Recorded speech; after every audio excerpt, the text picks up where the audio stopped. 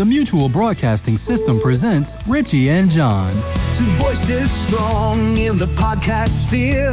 Richie and John, let's make it clear. Bringing the stories, bold and true. Standing with pride for the LGBTQ. The Mutual Broadcasting System, the network of pride. With Mutual, it's voices that are taking your side. Richie and John, hear the world echo your name. Fighting for justice, lighting freedom's flame. Champions of diversity, truth in the night. In the battle for equality, they're ready to fight. The podcast that connects you with the people, events, headlines, and lifestyle interests of the global LGBTQ plus community. Here's Richie Roy and John McMullen. Hello, and welcome to another episode of Richie and John. It is Newsday Tuesday. We took last Saturday off. There was just too much going on, and we really try to bring you substantial Saturdays, and so we thought, better to hold our gunpowder or whatever you say until this week. So anyway, I'm here, of course, with my wonderful co-host, John McMullen. John, how are you doing? I'm good. You were rocketing back across the United States this weekend, and I was out and about with a number of things that were going on. It was really a busy weekend, and actually, I was just going to mention in our little housekeeping here that this weekend here in my hometown of Cathedral City, which is one door over from Palm Springs, there is a Tesla dealership. And every Saturday, there is a group that was organized by an online group from Facebook, no less, of gay men that has now amassed a much larger crowd than just themselves as picketers out in front of the Tesla dealership. And it actually more than doubled in this past week. They had like 150 people the first week. They had more than 300 on Saturday. Wow. It was amazing to see the street lined with hundreds of protesters with these posters that had all sorts of colorful things to say to the administration. I was really psyched that many people showed up to participate in an event like this, and so quickly on the heels of another event that we had out here on International Women's Day at a local park in Palm Springs, where we had easily 900 to 1,000 people in the park. I think maybe as many even as 1,300, and people are fired up right now, and that kind of gets my juices flowing. So I'm hoping that as we continue to talk about these things that are really important in the LGBTQ community, news-wise, current events-wise, that we can motivate our friends and viewers and listeners to get involved in these actions in their communities, because there's really some pretty raucous stuff that's going on right now, and it really has me excited again. Yeah. And I think you're right that I think just that this administration in so many ways is obviously so chaotic, so destructive, so horrible. But I think each person has that get off the couch moment where some piece of news cuts through the chatter and they're like, you know what? Enough. Honestly, I got to do something, whether it's canceling their Amazon subscription or going to the Tesla dealership, and, whatever it is, it's like everyone has a breaking point, where they're just like, I have to do something now. And so I love that people are kind of starting to, and it seems like the vector of protest right now is really Tesla. People are really like, we don't want this unelected crazy man destroying our entire government. Yeah, and he's actually in our coverage this week. We're going to get to a story here in just a bit that involves his transgender daughter and some words that she's had for him too, which will be fun to talk about. And I think I just hope that other people are catching that electricity and are getting re-energized, because I know so many people were burned out after the election in November and so depressed and downtrodden from all that has gone on in the first couple of months of this administration. But this is, I think, what it takes to get our juices flowing again and get out there and grab our second wind and make an impact in our communities and let them know we're not going to take it. Yep, absolutely. Well, I'm sorry, go ahead. And we have some residents who were sort of clapping back to Cleveland County, North Carolina. Residents of that county rallied against their school board after it banned a high school club's LGBTQ trivia game.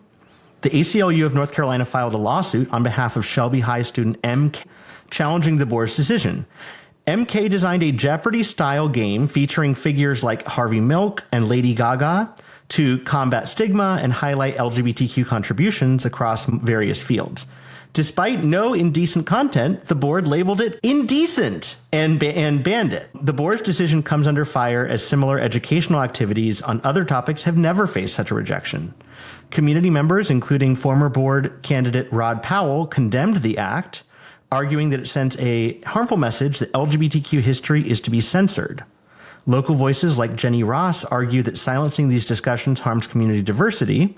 The ACLU is seeking a preliminary injunction to allow the trivia game to take place, though a court date remains pending. So, I got to tell you, I read this story and in some ways it took me back to my high school days because I was involved in a situation with the student body government when I was in high school where they tried to censor our high school newspaper. They didn't like some of the things that were being published in it, and they threatened to actually kill our funding. And so we told them, fine, take it back. We're not going to publish what you want. We're going to publish what needs to be published. And we actually ended up going out and selling enough advertising to fund the newspaper on its own without the help of the student body budget. And in the process, the Seattle Times and Cairo TV in Seattle and radio gave us the platform to come and to editorialize to all of Western Washington. And it was a real black mark on the school. yeah. And I think that when things like this happen and students are actively communicating that this kind of shit is going on, that you get attention like they're going to get right now just because we're talking about it. And other people are going to be talking about it around the country. And we just, again, it comes back to we're not going to take this crap anymore. You know, we got to stand up and stand for what's right. And this idea that we're going to turn the clock back, 75 years and go back to the 1950s is a bunch of bunk. Yeah. And it is, it is really, again, a testament to the importance of both a healthy media to get stories like this out there and legal aid groups like the ACLU. And it really also, it brings up also a thing that has really hit the news this week, which is that the Trump administration is absolutely trying to make it impossible for lawyers to do the work against the administration. They've been passing executive orders against individual large law firms like Perkins Coie and Paul Weiss that happen to have either represented Democratic interests in the past or have hired people who were former prosecutors that were prosecuted, Republicans for crimes. And, just this week we saw Paul Weiss essentially capitulate entirely to the Trump administration demands. And so it really does, it shows that the ACLU and the work of lawyers, like the lawyers at Perkins Coie or wherever, is vitally important. And the administration knows how important it is and is trying its damnedest to cut that off at the knees, because what we're seeing is really the fight right now is in the judiciary. The legislature is asleep at the switch, Republicans and, to be honest, Democrats by and large. And so, we're seeing here, this story really does highlight and also the importance of local action, because it's like small, this seems like a small thing, right? It's a trivia game at a high school, but it stands for so much more, because what they're saying by calling an innocuous trivia game indecent is that just being queer itself is de facto indecent. That's Right. what they're saying. And that is kind of, I've been trying to say for as many years as I've been an adult. yeah. I mean, this is just vintage right-wing psychobabble. Yep. So I'm looking forward to seeing what happens with this case the ACLU is bringing, and I am hopeful that they prevail. It's always tricky with these school cases because free speech in school is a little bit encumbered because of schools have a little more leeway than just kind of the average situation. But here, I mean, this to me just strikes me as completely baloney. Yeah. We'd like to hear from you on this, and we have a telephone number that you can call into, and we're going to give you some very specific questions that you can respond to, and then we'll share them if you'd like to give us your comments on any of the stuff that we're covering this week in next week's edition of Newsday Tuesday. So let me just put forth to you, how does the school board's decision to ban the game make you feel about inclusivity and education in schools? And what are your thoughts on the role that community voices should play in educational content decisions? You can call and leave your thoughts on that at 878-768-8825. That's our phone number, 878-768-8825, and we'll share some thoughts if we get them from our listening audience this next week in the program. So, and we're going to pose questions to you each week now on each of our stories that we talk about. So, if you want to sink your teeth into that and share what is going through your mind as we talk about this, we'd love to hear back from you. You can also send us an email, of course, and that address is always info@richieandjohn.com. RICHIEANDJOHN.com, and we'd love to hear from you on that. In a shocking statement, though, as we mentioned, Tesla is back in the news with their CEO, Elon Musk, the co-president of the United States of America, who is unelected, and who has, by the way, lost more market capitalization and wealth in the course of a month than anybody on earth has ever lost.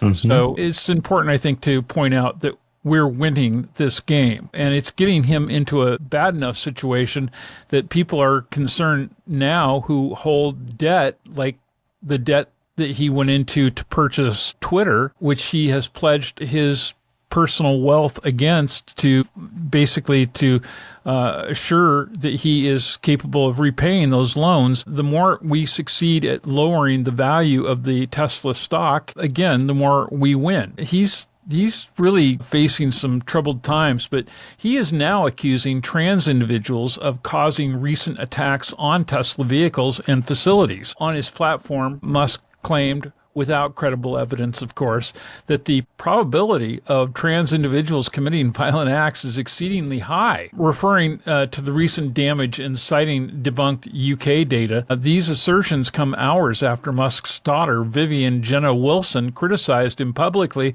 labeling him a, quote, pathetic man-child and dismissing his wealth. Wilson clarified that Musk's alleged shift to right-wing ideals is unrelated to her gender transition, countering claims that it fueled his political change.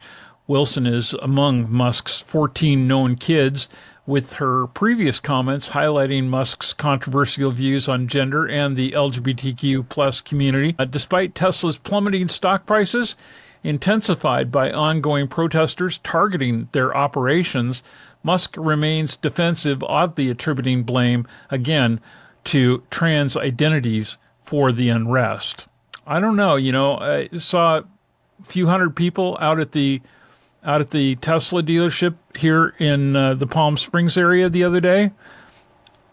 None of them struck me as being transgender. Yeah. I mean, this is like beyond baloney. I mean, and the thing is, this is classic Elon Musk, because what he does is traffic in complete falsehoods and amplify complete falsehoods on Twitter, which, if you have ever been on that platform, like, you're forced to like have his stuff in your feed, and like and it's just pushed out. And so, he will take some person will make the most cockamamie claim, and say like, actually, Alexandria Ocasio-Cortez she's a human swastika, actually. Like, she's actually a real Nazi. And he'll like retweet it and be like, interesting, and so he takes this, and with this thing, he takes this like completely debunked old study. I wonder if he likes to eat red herring, because he certainly likes to serve a lot of it up. He sure does. Yeah, that's his stock and trade. But so he takes this totally debunked, laughable on its face UK data and just pastes it up and says, hey, look, trans folks are really violent. No wonder why Teslas, are getting defaced and people are rioting at Tesla, dealerships. It's just, and it's literally like a knee-jerk reaction, at 3 a.m. because his trans daughter, who is very funny, actually, like her Twitter sort of storms about him are hilarious because she does not pull punches and she does not give two shits about how he feels about her. I would love for us to be able to get Vivian on our show. That would really be fun. It would be fun. The other thing that Vivian's existence brings up too, which people talk about, which is very interesting. Famously, Elon Musk is a big fan of IVF and just so happens to have like all sons. Like, imagine that. I wonder what that says about things. And it must piss him off that despite spending millions of dollars to ensure that he does not have daughters, he has one. Yeah. Well, must drive him crazy. I'm sure it does. Absolutely must drive him crazy. Well, he is a piece of human excrement and getting his own right now in spades. Yeah. And the thing is I'm sort of not surprised by, but the Tesla board, or at some point, the CEO of Tesla is gone. He's busy sleeping on the floor of the Department of Defense, breaking their computers. At what point are you we are CEO? You should probably go back to actually fixing the fact that Cybertrucks are glued together with Elmers and are flying apart on the road. Yeah. Maybe do that instead of. Some of his biggest investors, shareholders, are insisting that he get his ass out of the U.S. government and back to his job with Tesla, or they want him to step down because the damage he has done to so many, beyond all the millions of Americans that he is affecting now, but the investors and the employees and others who have been damaged. He was doing a rah-rah call I just read about the other day where he had an all-hands meeting with his staff at Tesla, and all employees were commanded to be at this event, and he was trying to tell them, hold on to your stock, don't sell it, because everything's going to be great. And, as one of the writers who was writing about this event said, here comes more of his speculation on how things are going to be in the future or in the near future. And so they took the opportunity to remind people of his past predictions, and especially as they related to driverless, cars and taxis, and how that has been like kicking the football down the field multiple times, never, of course, hitting the goal. Right, but don't forget that we had a Cal Worthington level sales event at the White House. Right. With a flotilla I was waiting for the tiger as dog Spot. I know. It was outrageous. Yeah. So maybe that's what he's banking on, is that, that will goad a bunch of MAGAs to go buy Teslas. But yeah, whatever. So, I guess, for those of you who are listening. He's in real trouble on the front that, there's that Chinese vehicle coming out. It's a truck, I think, but it's the one that comes out and they're saying the battery can be recharged in 5 minutes. And that's gonna hit Tesla hard. I've not heard about that, actually. Oh yeah. In fact, we need to have Todd come back and talk about this, because this truck has been all over the news recently, and it's a Chinese-made electric vehicle, and it's going to blow the socks off of everybody. Interesting. Yeah. Huh. So when you get a rapid charge for a battery operated vehicle, that is going to only take roughly the same time as it takes to go in and fill up a tank of gas, that's a pretty compelling thing to kick their ass with. Yeah, well, I'll definitely have to look into that. I had not heard of that. That's very interesting. Yeah, I'll send you something after the show tonight. Yeah, for sure. And then let's get Todd on and talk about it, because that might absolutely. So, yeah. How do you feel about all this? Again, our telephone number, if you want to comment, 878-768-8825, 878-768-8825. And I'd really love to hear if you're in some area of the country that has a Tesla dealership and you have been out there with your friends and neighbors expressing your disdain for the swastikars. Absolutely, yeah. And I don't think he likes that term. I'm pretty sure he doesn't. Well, let's turn the conversation to beer. Yeah. Oh, yes. So this is, I mean, it's beer, and it's actually, it's right. a bunch of folks. So in a surprising turn of events, although not as surprising as you might think, Anheuser-Busch, along with several other major corporations, has withdrawn sponsorship from San Francisco's 2025 Pride celebration, leaving organizers scrambling to fill a $300,000 deficit. This decision follows Bud Light's pledge to avoid, quote, controversial issues after backlash in 2023 over partnering with transgender influencer Dylan Mulvaney. By partnering, that means sending a silly commemorative can to Dylan Mulvaney, along with many other people. A ton of people. Yeah. But, that was sort of tarred as, Bud Light basically, getting in bed with the radical trans agenda, of course. So SF Pride's executive director, Suzanne Ford, suggests the move reflects a larger trend in companies distancing themselves from Pride events due to political climate concerns. And this includes long-term sponsors like Anheuser-Busch, La Crema, which I was very sad to hear about, Diageo, and Comcast, each citing, quote, financial constraints. Yeah, those companies were all clearly hurting, but that was unforeseen. I have to say, yeah, I'm bummed about La Crema. That's actually a wine company that makes wines that I quite like. Ford emphasizes the necessity of continuing the SF Pride celebration, leaning on community support and creative fundraising efforts to cover the shortfall. Amid challenges, I have a friend who is a PR executive for Comcast in Florida. And I think maybe I'll call and find out if I can get her even off the record, or, even maybe not off the record, but without identifying her name, to give us some information, because I am blown away that Comcast is among these companies, especially considering their, being the owner of Universal and NBC and so on. That was a surprise to me, not from this story, but just in general over the last couple of months, that they have been manipulated in this way by this administration. Yeah. And I also think that I was going to do this today, and I just didn't get enough time. I was going to go in and look at the stock performance of each of these companies and look at what their quarterly reporting has been in terms of how profitable they are, and whether or not they can really cite financial constraints, or that's just a bunch of BS. I mean, it seems to me like it's all BS. It's totally BS. I mean, we can definitely do the diligence, but I don't think it takes too much diligence to be like, yeah, that's bullshit. Like, right. Diageo is like one of the biggest juggernaut brands in liquor.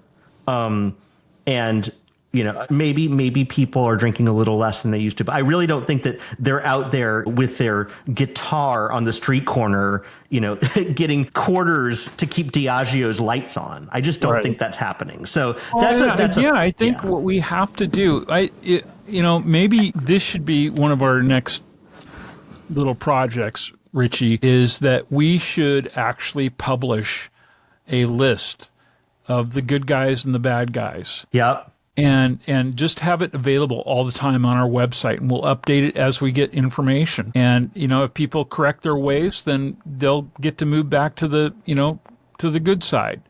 But I think it's time that we have our own, very much like the North Pole, our own naughty and nice list.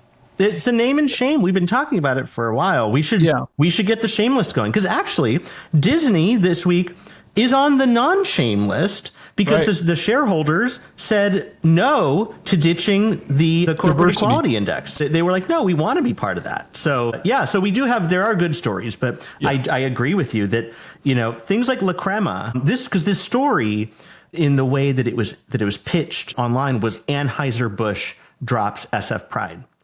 Buried in there was discussion of Diageo and La Crema and other brands and Comcast, but those need to be highlighted too, especially because Comcast. And you know what I want to know, you know, there was a time because of all of the fouls that had been committed on multiple fronts by the Adolf Coors company, that you could not go into, well, in some states you couldn't go into any bar, and in others you certainly couldn't get it in any queer bar, those products.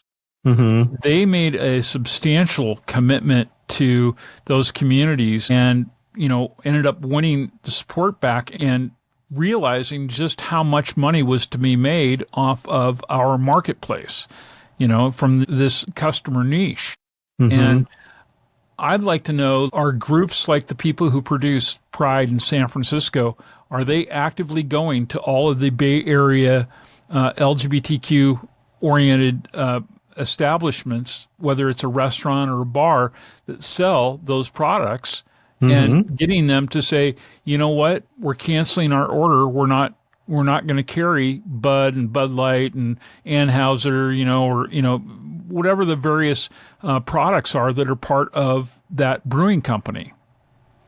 Yeah, I mean, I think that's how you really change things and show them who has the economic impact. Absolutely. Because, you know, I just kind of looked at it real quick, and Diageo is Johnny Walker, Guinness, Tanqueray, Bailey's, Smirnoff, Captain Morgan, Crown Royal, Don Julio. I know a lot of queer folk that drink several, if not all of those brands. And it needs to be trumpeted that they have done this, so that maybe, because the thing is, you always have an option. Like, yeah, Johnny Walker's great, but there's plenty of other, if you really want Scotch, you can have Suntory, you can have Tullamore Dew, you can have whatever you want. You can have, you know, Glenfiddich. Like, you don't need to drink. If we're talking about Scotch, you may as well just be drinking Pine Sol. You could always have Pine Sol too. That's true. But in any case, I totally agree that we need to find a way to really get people. We have to target aware of this stuff. Yeah. Yeah. We have to target, because Target, you use the magic word, because Target has seen the real effects, because it was not just the queer community, it is also the Black community that they threw under the bus. Yep. And Target has been hurting because the people who they threw under the bus said, we're done. We will shop elsewhere. And it is happening. Yeah. So I agree. Yeah, we got to figure out a way to do this. God, I'm getting goosebumps now. This is going to be exciting. Well, did anybody see when the governors were all gathered for a luncheon at the White House here, a week and a half, 2 weeks ago, I guess, and there was a little skirmish between the presidential rapist and Maine's governor, Janet Mills. We want to tell us about that? Yeah. So this is a situation that it was great to watch the videos. Yeah. Because Janet Mills basically was like, no, like, we're not capitulating. See you in court. See you in court. And so in a dramatic political clash, former and current President Donald Trump has insisted on a personal apology for Maine Governor Janet Mills for her defiance against his executive order banning trans female athletes from girls and women's sports teams. The heated disagreement escalated after Trump threatened to pull federal education funds unless Maine complied.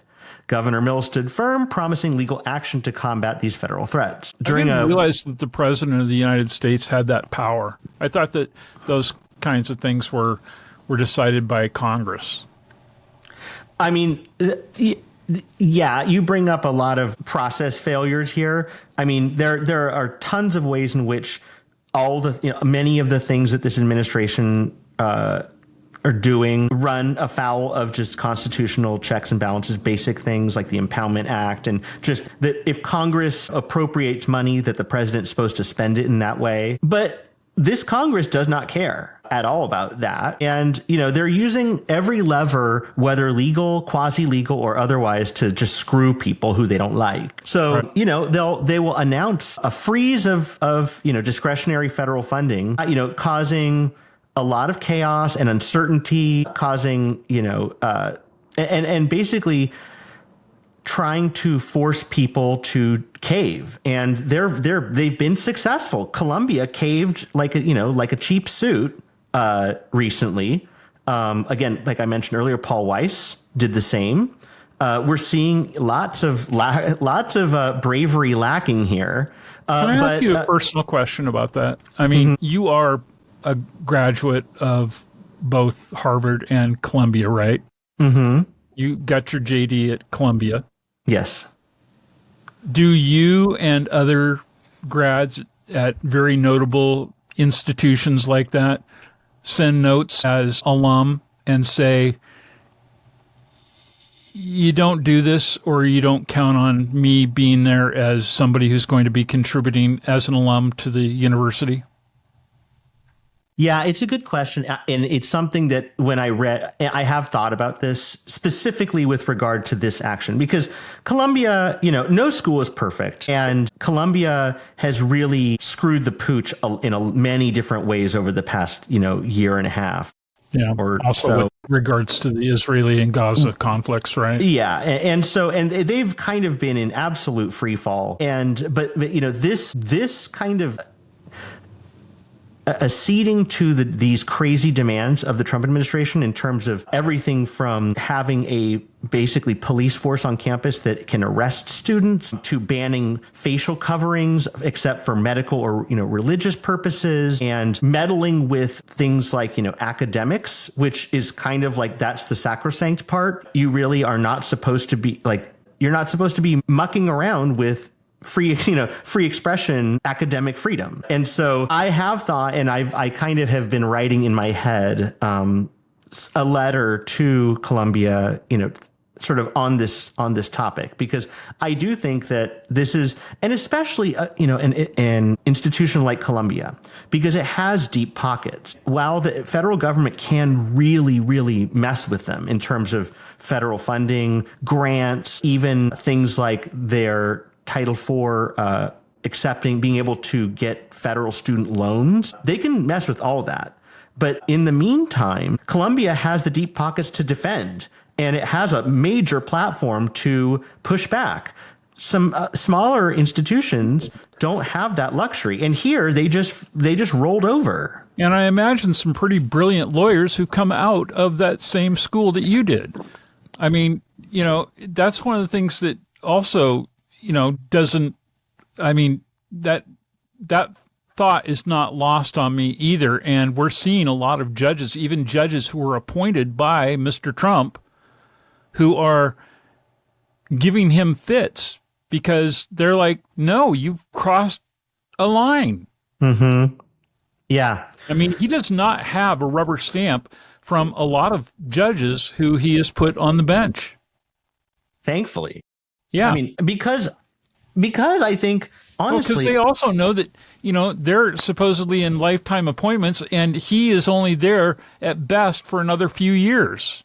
Although, with the lifetime appointments, that has been sticking in, especially Elon Musk's craw, because he has been someone who has been beating the drum about impeachment of judges who go against the administration's wishes. And look at how that got him in such good graces with the Chief Justice. Right. But so, with this, with Governor Mills, basically Governor Mills said, see you in court, and Trump hates that and has demanded a personal apology from Mills, who has not done so yet, probably won't do so, and good for her. And, it really goes also, though, this goes to how thin-skinned He was basically humiliated on international television by a governor who just was not going to accede to his demands. She wasn't going to take it. She wasn't going to take it. There's another little story about his thin-skinnedness that just tickled me. I don't know if you saw the thing this week about the portrait in Colorado. Did you see this story? Oh, I did not see that. There's a portrait hanging in, I don't know if it's in the State House or it's in Colorado. It's hanging in a government building. I think it's either the State House or the Congressional Hall or whatever. His head is like morphed into a pig. No, it's a regular. It's actually okay. It is a little bit of a glum looking portrait, but it's just a regular portrait. He did a blasting post on Truth Social saying that it is an ugly portrait of him, that it was purposely painted to be unflattering, and demanding that it be taken down. Okay, hold on. Hold the door on this. I have one thing to say, and I want to say it directly to you, Mr. President. All portraits of you are butt ugly. But yeah, it's a very funny story. It's not within the direct ambit of our show, but if you do like funny stories, definitely Google that one because it is a hoot. And the portrait itself is quite homely, but it's not anything that's like you said, there's no pig nose. It's just kind of a sad, glum portrait, but which apparently was actually commissioned by, and I think paid for, Republicans in Colorado. So anyway, that story was just... While we're on this topic for just a second longer, I do want to say that we have a new Richie and John piece of swag, and I'm going to put that on the screen. So if you're actually looking at the video version of our podcast this week, you can see what I am showing you right now. And it is our new shirt that is available. It's navy blue, and it has the Grand Leader emblazoned on it with some names that end in IST. And so if you'd like to order one, you'll be able to do that. So the details are on your screen now if you're watching. And if you're not, I will get it up on our website at some point this week so that people who listen to our audio podcast can visit richieandjohn.com and see the shirt as well. And that is available. It has the Richie and John logo on it, but it makes very clear, I think, what you think about our Grand Leader. And I also want to put it out there again, if you'd like to comment on what we're talking about, in what ways do you believe that states should respond to federal mandates that they disagree with based on, in this case, the governor's legal stance? And how do Governor Mills' actions reflect or contrast the broader national debate on transgender rights in sports and in education? If you'd like to comment on that, you can definitely leave us a message. It's 878-768-25. That's 878-768-8825. The phone number and our email address are both on the website at richieandjohn.com. Well, once you're emblazoned with our Richie and John shirt with the almighty ruler's ugly face on it and some appropriate names for him, we move on to another story that deals with key sections from a human rights report that are now suddenly missing, thanks to little Marco. Yeah. This has been, we talk about profiles in courage, talk about profiles in chicken shit. Senator Marco Rubio has been one. He has modified, or his office has modified, an influential annual U.S. State Department human rights report by removing references to women's rights, LGBTQ rights, disability rights, indigenous discrimination, and government corruption. These deletions align with current administration directives against diversity and inclusion measures in federal activities. Previously globally respected, this report aids advocacy groups, lawyers, and agencies in evaluating international human rights and guiding refugee and aid efforts. Previously, it included issues like persecution, freedom of expression, transgender rights for LGBTQ individuals, reproductive rights, and discrimination against women. Now, that stuff is all out of there. They have left in their sections on coercion and population control, religious liberty, of course, labor rights, and human trafficking. Andrea Persow from Freedom Now raises concerns about the potential biases and accuracy of the revised report, what little there is left of it. Secretary of State Rubio's earlier controversial actions suspended gender marker changes on passports, slashed international HIV funding, and he's been saber rattling about permanently banning foreign trans athletes. So again, talk about ceding global leadership. I mean, I think that the U.S. State Department's Human Rights Report was previously kind of one of the gold standards that the free world used to look at what was happening in countries around the world on a lot of important topics of human rights. Now, not really.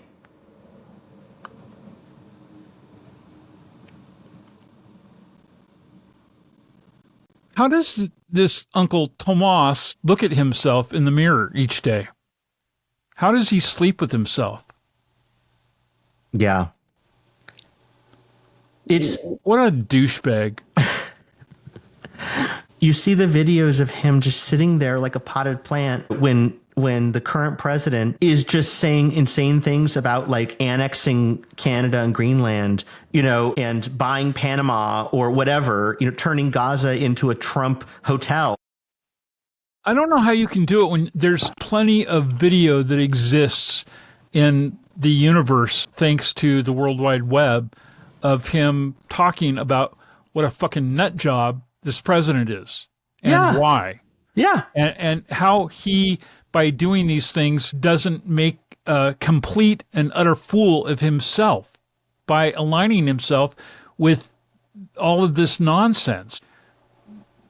Turn down the job. Let somebody else do these horrible things who are not on record as having said, 180 degrees the opposite.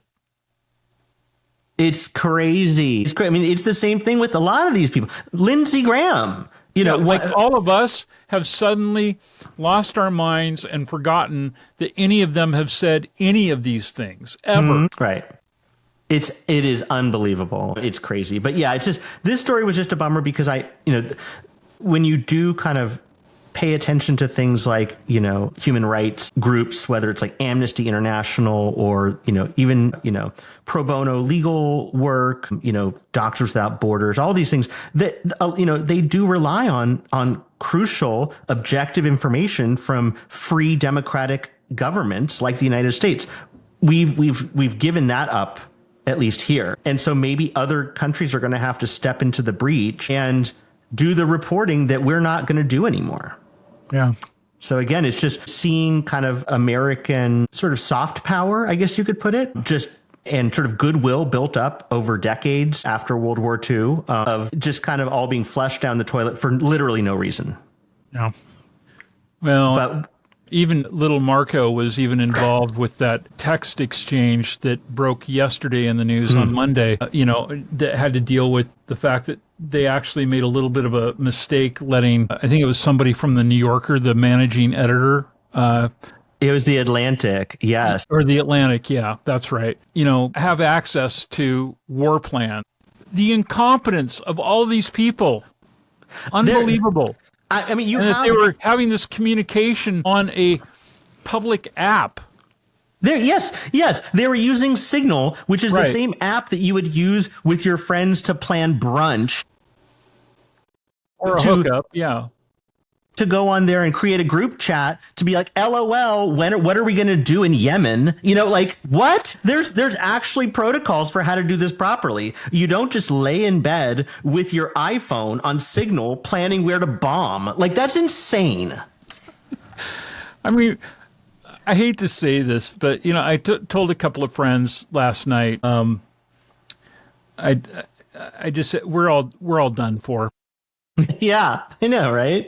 We don't have a chance, not with these fools in office. I know, right. I mean, I wouldn't be surprised, if come on, Pyongyang, get me. Yeah, no, it's for real. But, we do We did save a fun one for last because, Yes, we did. we still have to end on, we would like to end on a high note. And this is actually a pretty good one, actually. This is a story out of New York City, and Yeshiva University has officially recognized an LGBTQ student club, resolving a protracted legal dispute. For years and years, Yeshiva has stubbornly resisted the formation of the Yeshiva University Pride Alliance, citing conflicts with Orthodox Jewish teachings. And the legal battle included a journey to the United States Supreme Court, which refused to intervene last year. Now a new club named Harani, guided by collaboration between students and university leaders, will support LGBTQ students under Yeshiva's values. Yay. Yes. Co-presidents Haley Goldberg and Schnur Friedman hailed this as an important development, ensuring there's no divide between Jewish and queer identities on campus. Previously, and this shows you how intense this was, Yeshiva suspended all 87 clubs on campus following a court order to reinstate the original Pride Alliance Club. Rather than let there be a Pride Club, they said there will be no clubs, all clubs gone. So that's how intense they were about it. The resolution signifies a significant shift within the Orthodox Jewish community. With positive ramifications, the club will operate in line with Yeshiva's ethos, marking the end of tensions between the institution and the folks organizing this LGBTQ group. I knew that there were some Jewish people, of faith who had to stick up their ass on issues related to queer matters.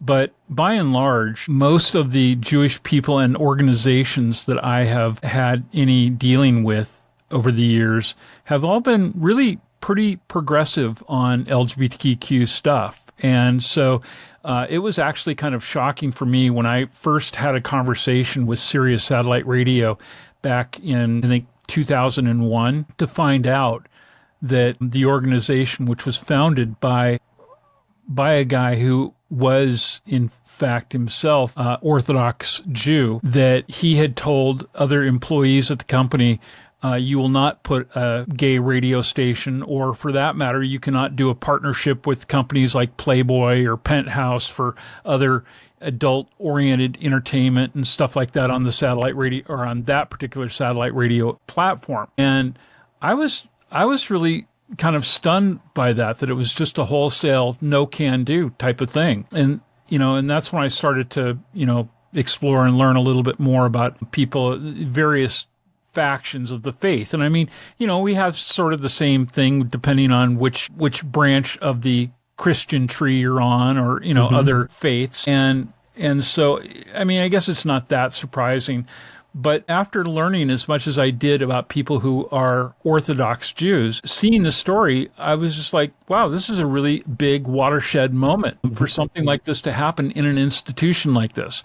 So it's great to see, once again, I know that the Jewish community as a whole, I do some work with the Jewish Federation and with Jewish Family Services of the Desert, and some people who are involved in a couple of different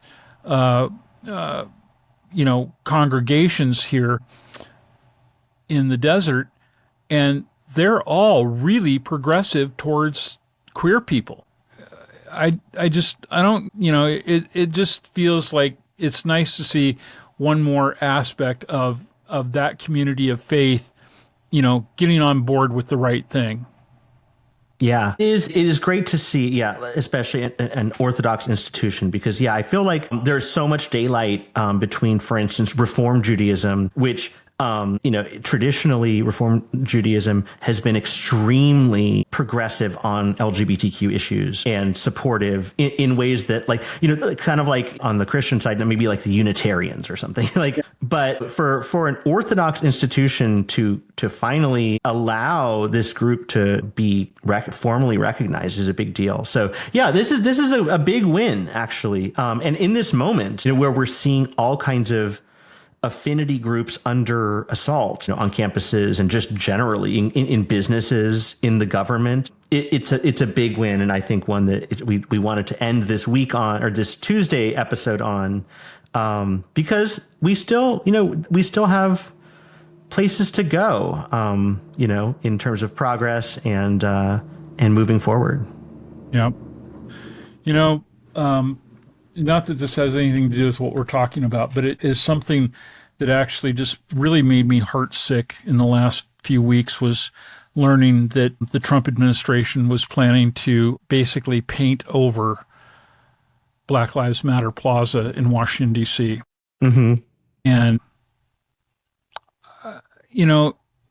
huge African-American community that lives in the nation's capital. And I can't even imagine what it would be like to live there and to have to watch them, erase you like that. Mm-hmm. It's just, we've got to hold on. And I think that there is a real strong movement right now in this country, especially among people who were even Trump supporters, who were not expecting what we told them was going to happen as a result of Project 2025 to happen. They had the attitude of, well, this didn't happen the first time he was in office. He won't do this then. You're going crazy. You've got Trump derangement syndrome. If I hear that term, by the way, one more time, I'm going to just haul off and take that fucking chainsaw from Elon and I'm going to saw these people in half. Yeah. It's like nails down a chalkboard to me. I'm like, no, you have Biden derangement syndrome. Mm-hmm. Yeah. No. And had Obama derangement syndrome to the nth degree for so long. So don't even, Yeah. I mean, at least back then people had jobs. People could count on being able to make a living and take care of their families and keep a roof over their head and food in their mouths. But now, what do we have? We have nothing but guaranteed uncertainty. Mm-hmm. 878-768-8825.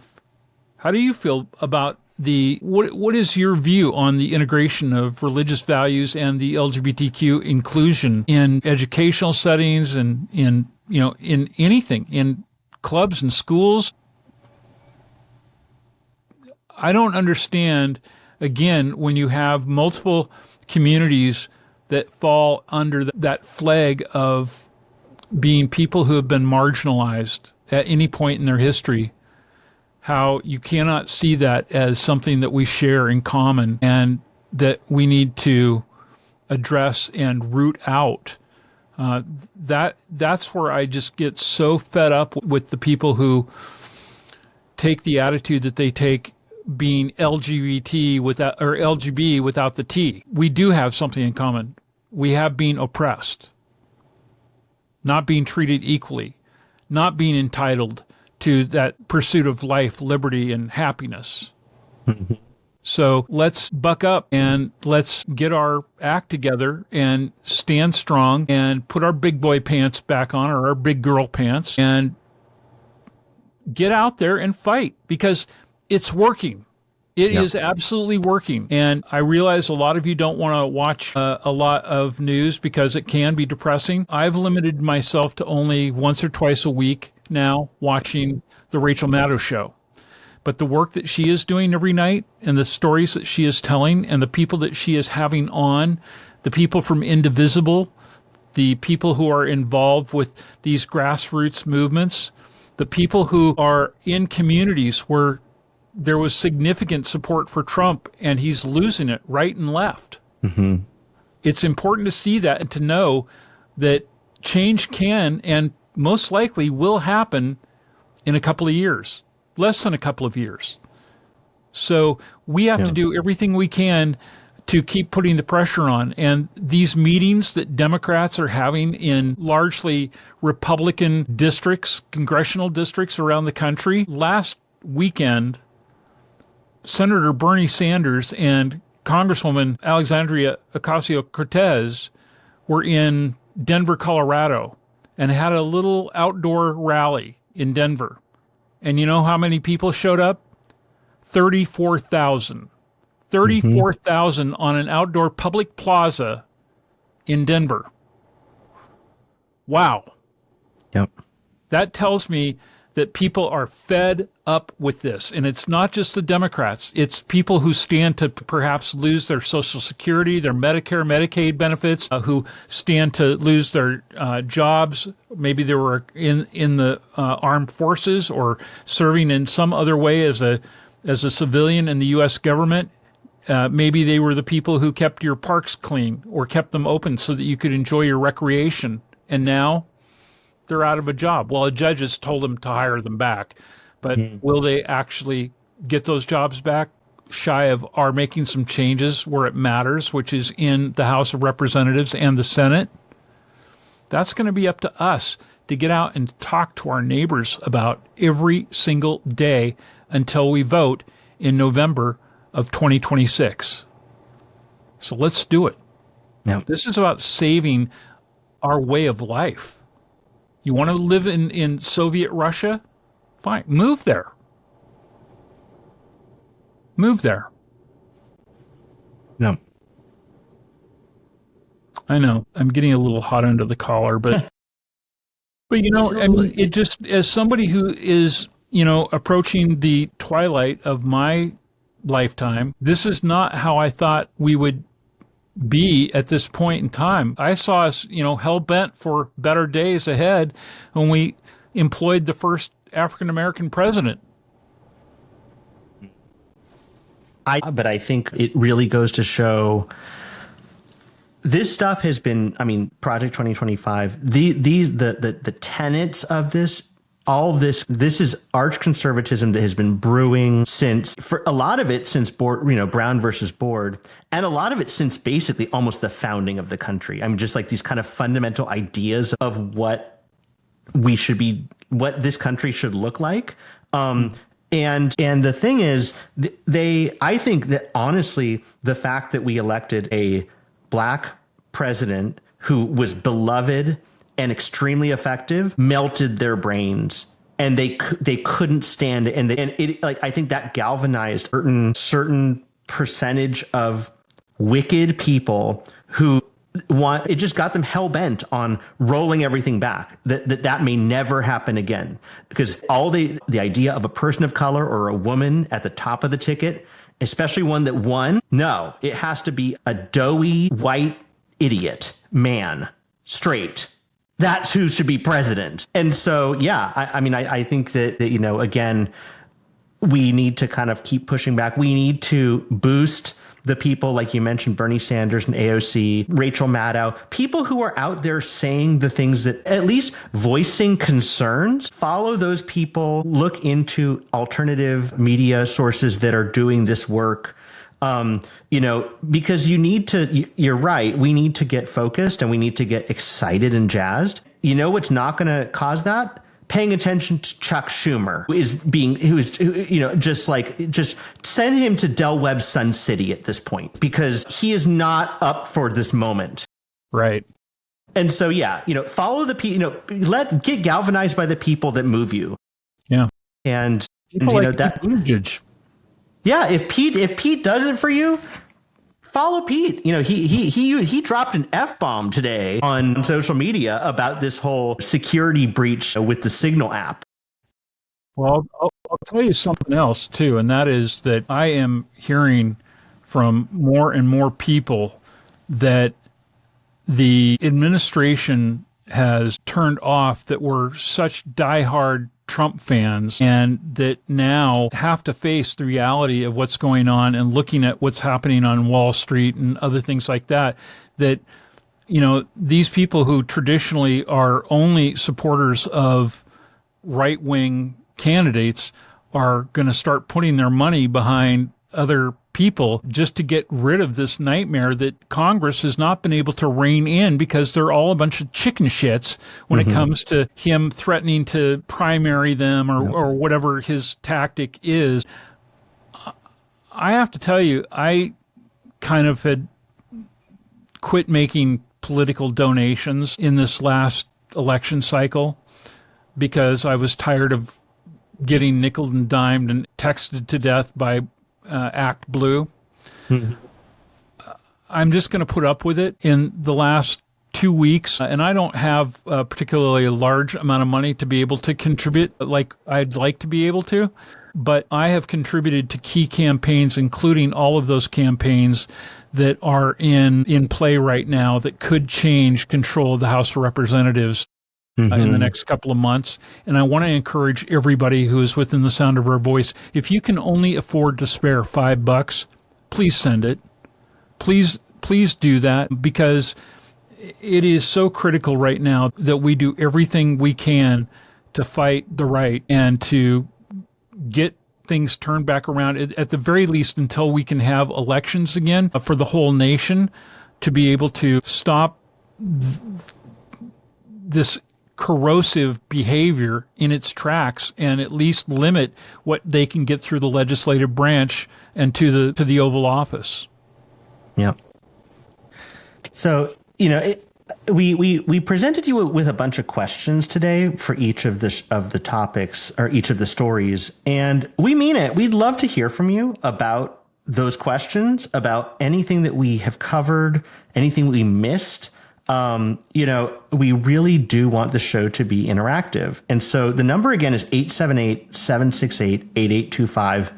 We would love to be able to play some audio from our audience this coming Saturday, even, as soon as we get it. So please weigh in. If you listen to the show, if you're a regular, we'd love to hear from you. If you're new, we'd love to hear from you too. So call the number.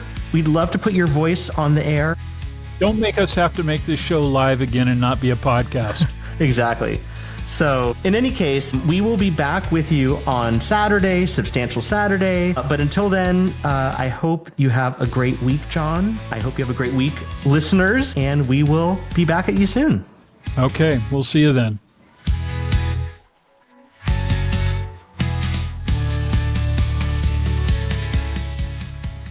Thank you for joining us on Richie and John. This podcast is a production of the Mutual Broadcasting System and is available at richieandjohn.com, as well as most major podcast portals, including Apple Podcasts, Amazon Music, and Spotify. With courage bold and voices clear, for life, liberty, happiness, they persevere. Never in the shadows, they stand tall. For truth and freedom, they answer the call. Richie and John, hear the world echo your name. Fighting for justice, lighting freedom's flame. Champions of diversity, truth in the night. In the battle for equality, they're ready to fight. And as the fight goes on from sea to shining sea, Richie and John, you're the voice of the free. Keep shining bright, your impact will grow. The world stands with you on the Richie and John Show.